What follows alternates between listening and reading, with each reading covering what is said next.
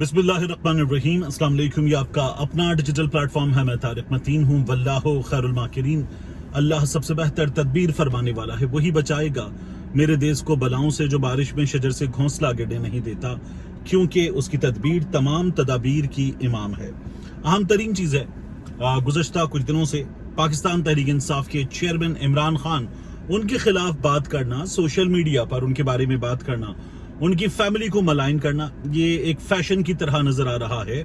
और अब हमें इसमें बहुत सीनियर सहाफ़ी भी बात करते हुए नजर आ रहे हैं। तो एक दावा हुआ, इमरान खान चूंकि 71 के हवाले से बात कर रहे थे, इसलिए एक दावा हुआ कि 71 के अहम तरीन किरदारों में इमरान खान के खानदान के लोग थे, या इमरान खान के बहुत करीबी लोगों के खानदान के लोग थे।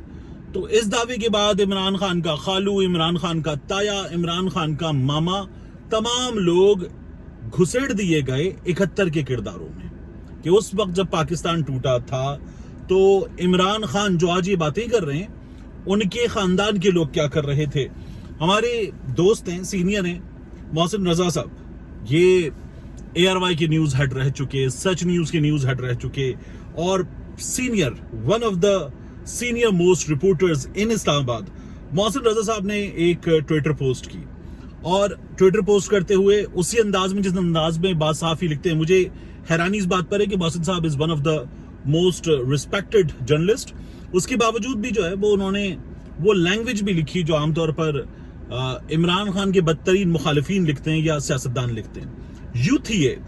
यूथ फौज पर सानिहा 71 का इल्जाम तो धरते हैं, मगर ये नहीं बताते कि 71 में हथियार डालने वाला जनरल अमीर अब्दुल्ला खान न्याजी इमरान खान का ताया था, इमरान खान के वालिद का बड़ा भाई था।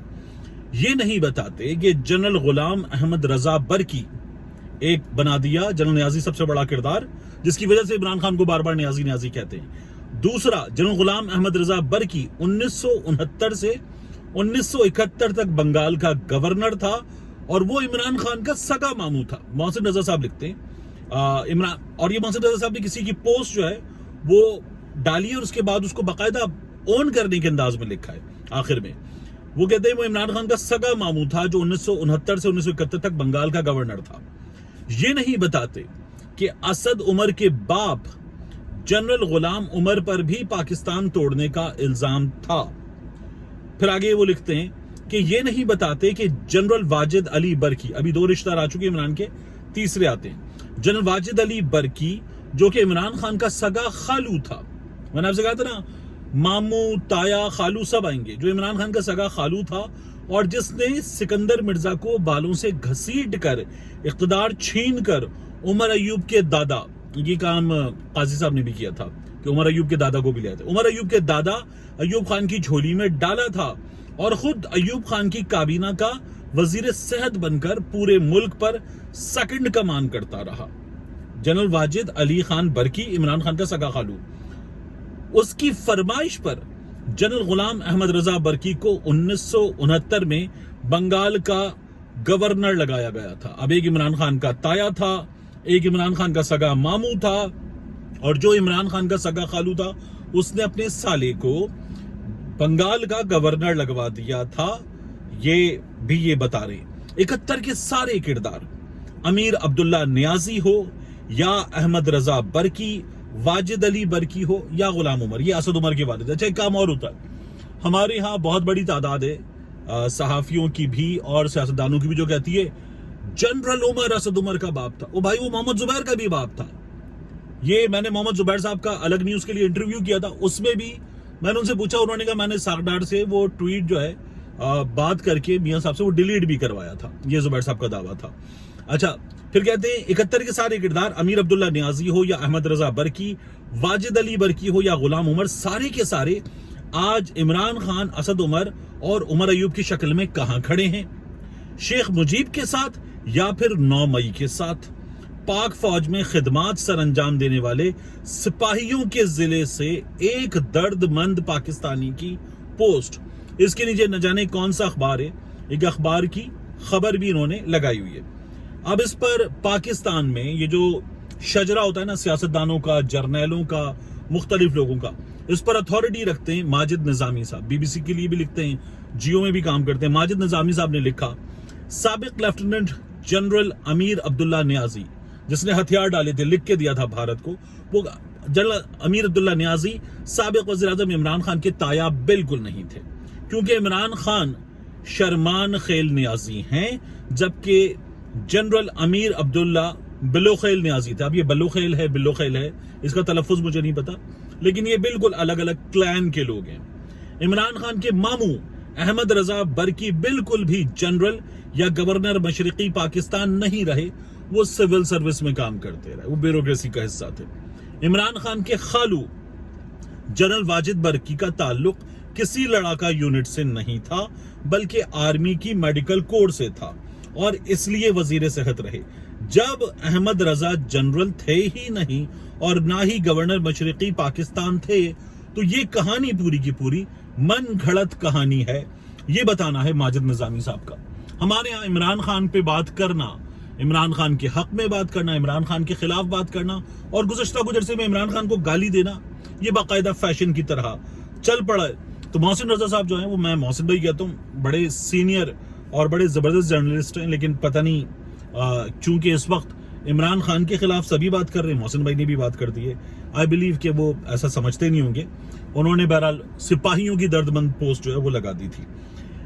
अभी मुझे आपको बताना है इमरान खान के एक बहुत करीबी रहनुमा, उनका हाल क्या है, लेकिन उससे पहले एक और चीज देखिए। हमारे यहाँ डॉलर पे एक बड़ा काम हो रहा है। इस वक्त डॉलर कुछ 278 279 के आसपास है, 278 279।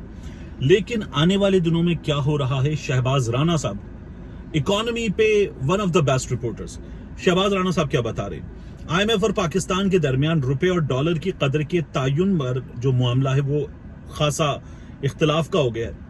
अगले माली साल के बजट के लिए डॉलर के मुकाबले में रुपए की कदर 16% गिरावट के साथ 328 रुपए 40 पैसे मुकर्रर करने की तजवीज दी है IMF ने। IMF कह रहा है 328 रुपए 40 पैसे डॉलर की कदर होगी, लेकिन पाकिस्तान ने इख्तलाफ किया है, और पाकिस्तान ने इख्तलाफ करते हुए 3.5% गिरावट के साथ रुपए की कदर 295 रुपए मुकर्रर की है।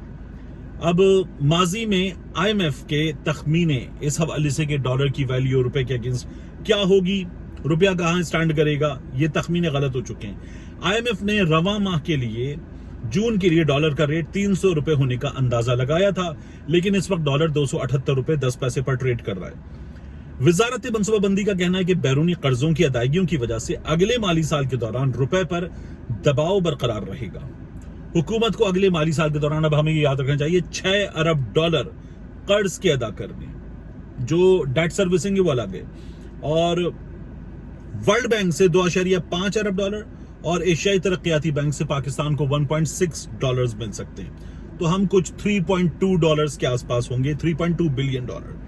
तो हुकूमत का यह ख्याल है कि कर्जों और IMF प्रोग्राम की मदद से हुकूमत रुपए की कदर जो है उसको काबू कर लेगी।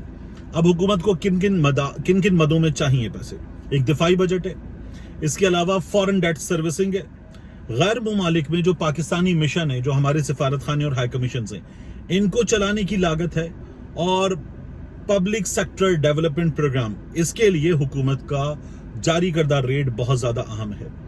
हुकूमत ये एक्सपेक्ट कर रही है कि जो फेडरल गवर्नमेंट के मंसूबे हैं उनकी फाइनेंसिंग की सूरत में हुकूमत को मजीद 1.7 अरब डॉलर के फंड्स मिल जाएंगे, मगर डॉलर के रेट में कोई भी उतार चढ़ाव ये हमारे पूरे बजट को बड़ा इम्प्रैक्टिकल बना देगा। फिर हुकूमत को पड़ती है जरूरत जिमनी ग्रांट्स की। हुकूमत अगले माली साल के लिए डॉलर की कीमत ये तखमीना लगा रही है कि 290 रुपए तक जाएगी, और हमारे यहाँ डॉलर 300 प्लस भी गए थे, इसाक डार साहब थे। अब रवा माली साल के डॉलर की एवरेज कीमत रही है 285, और जुमा जो गुजरा है डॉलर का इंटरबैंक रेट जो था वो था 279। अब वजीर खजाना जो है वो 10 जून को बजट का ऐलान करेंगे। शहबाज शरीफ साहब जो है वो बैरून मुल्क दौरे पर हैं, वापस आएंगे तो बजट उसके बाद आएगा। 10 जून से 1-2 रोज आगे पीछे भी जा सकता है। पाकिस्तान ने अगर IMF की शराइत पूरी कर दी तो फिर जुलाई तक स्टाफ लेवल मुआहिदा हो जाएगा, और जब ये मुआहिदा हो जाएगा तो करेंसी पर दबाव कम हो जाएगा। इंशाल्लाह ये हो जाना चाहिए, चीज बेहतर होनी चाहिए। लेकिन हमारे यहाँ कुछ लोग हैं वो ये दावा कर रहे हैं कि जून के मिड में पाकिस्तान में धड़न तख्ता हो सकता है। मुझे इस बात का कोई خدشہ بہت سیریس نظر نہیں آتا، لیکن لوگوں کا دعویٰ ہے کہ دھڑم تختہ جون کے مڈ میں ہو سکتا ہے. اللہ نہ کرے ہو. پاکستان میں جو ہو وہ آئین اور قانون کے دائرے میں ہو اور ہونا چاہیے، لیکن ایسے خدشات بھی ہمارے یہاں لوگ ظاہر کر رہے ہیں. آئی فرملی بلیو کہ یہ غلط ثابت ہوں گے انشاءاللہ. تو اللہ سے بہتری کی امید رکھنی چاہیے. آخر میں آپ کو بتاؤں کہ میاں محمود الرشید صاحب ہوئے، اعجاز چودھری صاحب ہوئے، عمر چیمہ ہوئے، اور کچھ لوگ، یہ وہ ہیں جو مسلسل پابند سلاسل ہیں اور ان کے کیسز بھی نہیں چلائے جا رہے. یہ ملٹری کورٹ میں چلیں گے. میاں محمود الرشید صاحب کے تو داماد بھی جو ہیں وہ بھی پابند سلاسل ہیں. میاں محمود الرشید صاحب کی طبیعت بگڑی ہے، اسپتال شفٹ کیا گیا ہے. طبیعت بہت ناساز بتائی جا رہی ہے ان کی. تو انہوں نے جیل بڑی ہمت کے ساتھ کاٹی ہے.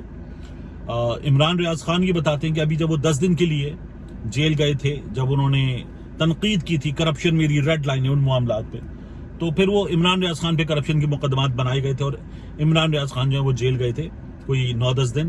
وہ یہ بتاتے تب انہیں وہاں پر بھی پتہ چلا تھا کہ میاں محمود الرشید صاحب کی طبیعت بہت ناساز ہے. اللہ تعالیٰ شفا دے. اور میاں محمود الرشید صاحب ہوئے، اعجاز چودھری صاحب ہوئے، دیگر لوگ ہوئے، ان سب کو بھی توڑنے کی بڑی کوششیں ہوئی ہیں. میں آپ کو بڑی ذمہ داری کے ساتھ بتا سکتا ہوں، لیکن انہوں نے ٹوٹنے سے انکار کر دیا. اس لیے اس وقت یہ جس حال میں ہیں اس حال میں ہیں.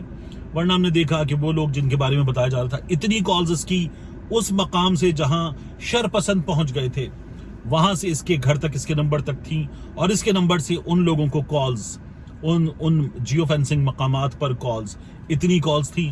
مگر اس کے باوجود بھی جب وہ لوگ پارٹی چھوڑ گئے تو صاف ستھرے ہو گئے، شفاف ہو گئے. یہ تمام چیزیں ہمارے سامنے موجود ہیں. ملتے ہیں انشاءاللہ آپ سے اگلی ویڈیو میں.